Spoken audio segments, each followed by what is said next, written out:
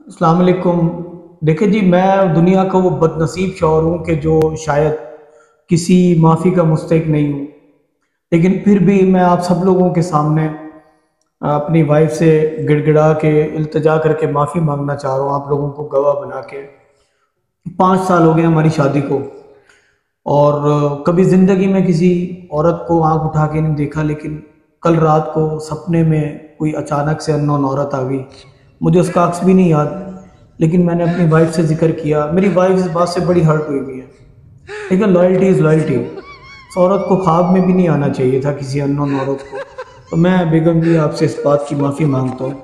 Shopping shopping, ہاں، لیکن shopping ہر عورت کا، خاص طور پہ بیگم کا بنیادی حق ہے۔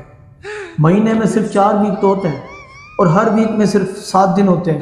اب ان 7 دنوں میں 3 دن بھی بیگم شاپنگ نہ کرے تو یہ زیادتی ہو جائے گی۔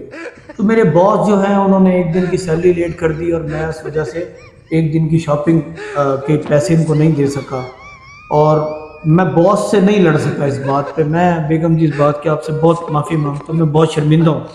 کھانا کھانا، ہاں کھانا، اتنی محنت سے میری بیگم نے دسترخوان سجایا، کچن میں کام کیا، اتنی ساری چیزیں، کڑی پکوڑا تھا وہاں پہ، پالک تھا، میں نے تعریف کی کہ روٹیاں اچھی بنی ہوئی ہیں، اس کے بعد میں چپ کر گیا۔ مجھے حالانکہ ہر چیز کی ایک ایک کر کے مجھے ایکسپلینیشن کے ساتھ تعریف کرنی چاہیے تھی۔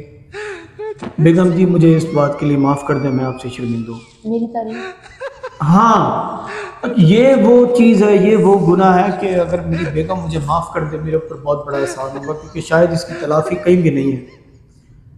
15,000 روپیہ یہ بیوٹی پارلر پہ خرچ کر کے آئی ہے، 15,000 روپیہ، اور میں لیپ ٹاپ میں بزی تھا جب بھی آئی، تو میری ان پہ نظر تو پڑی، بٹ کسی وجہ سے میں ان کو نوٹس نہیں کر سکا، میں ان کی تعریف نہیں کر سکا۔